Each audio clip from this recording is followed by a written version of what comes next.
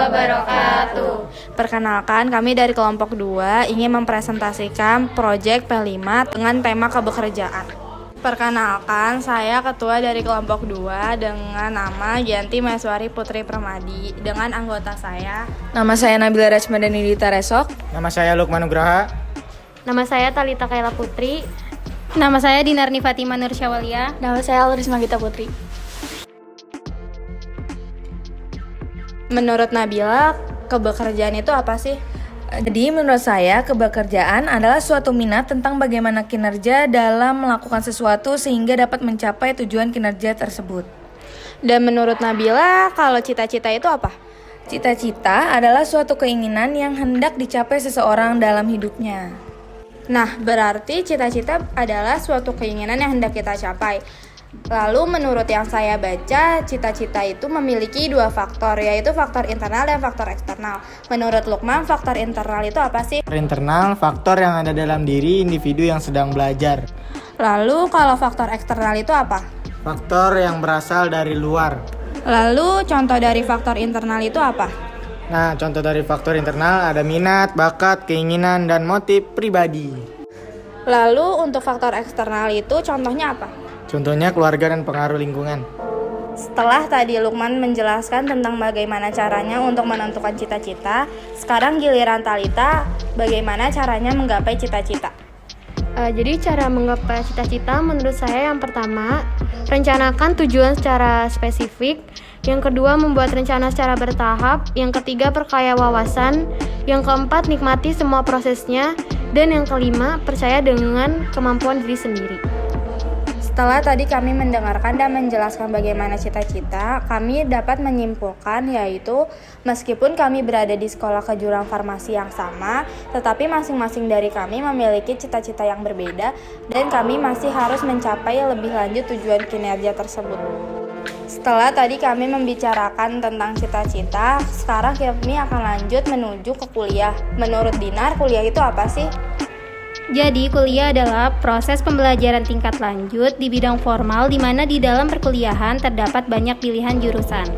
Lalu langkah-langkah untuk masuk ke perkuliahan itu seperti apa? Langkah-langkah perkuliahan: 1. Cari informasi pendaftaran mahasiswa baru. 2. Mengisi formulir pendaftaran. 3. Melampirkan berkas pendukung. 4. Pastikan semua berkas asli. 5. Mengikuti ujian tertulis. Dan berikut universitas-universitas yang akan kami tuju selanjutnya.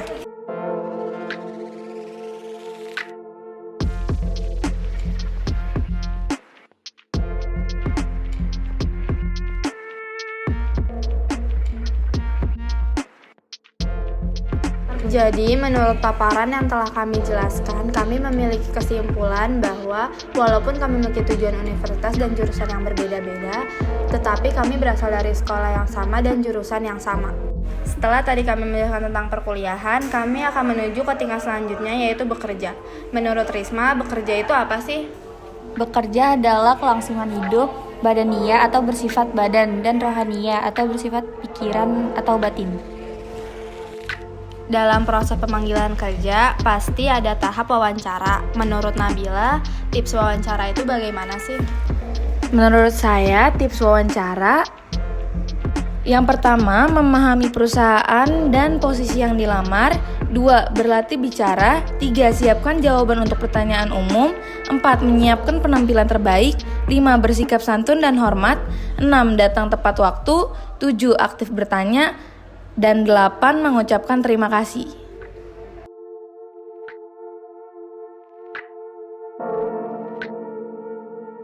Dari tahapan bekerja yang sudah kami jelaskan, walaupun tempat bekerja yang dituju sangat beragam, sesuai dengan cita-cita, karena orang mempunyai tujuan yang berbeda-beda, sama dengan semboyan dasar negara kita yaitu Bhinneka Tunggal Ika, berbeda-beda tetapi tetap satu jua. Dari bekerja, kami memilih untuk berwirausaha. Nah, menurut Talita, wirausaha itu apa sih? Wira memiliki pengertian pejuang, pahlawan, berbudi luhur, manusia unggul, berwatak agung, dan berani. Usaha memiliki pengertian bisnis yang menghasilkan keuntungan tertentu dengan modal yang digunakan untuk membuat usaha. Berarti menurut penjelasan Talita, wirausaha itu apa sih? Wirausaha adalah seseorang yang melakukan pengelolaan, mengorganisasikan, dan berani menanggung segala risiko dalam menciptakan peluang usaha dan usaha yang baru. Nah, jadi wirausaha kan memiliki karakteristik. Menurut Nabila, karakteristik untuk berwirausaha itu apa sih? Karakteristik untuk berwirausaha yaitu jujur, disiplin, cerdas dalam bidang finansial, memiliki kemampuan organisasi yang tinggi, berorientasi pada masa depan, kompeten dan terampil, berkomitmen tinggi, realistis, mandiri, percaya diri, bertanggung jawab, kreatif dan inovatif. Setelah tadi kami menjelaskan tentang karakteristik wirausaha, kami akan menjelaskan bagaimana tips and trik dalam berwirausaha. Menurut Risma, tips and trik berwirausaha itu bagaimana sih? Tips wirausaha yaitu fokus pada satu peluang bisnis, lakukan hal yang kamu sukai, kuasai segala tentang bisnis kamu, selalu mau belajar dari orang lain, hiduplah dengan sederhana, belajar dari kegagalan, tunjukkan bahwa konsep bisnis kamu yang terbaik, jagalah kesehatan, buktikan dengan tindakan bukan dengan kata-kata, tahu kapan harus berhenti berusaha.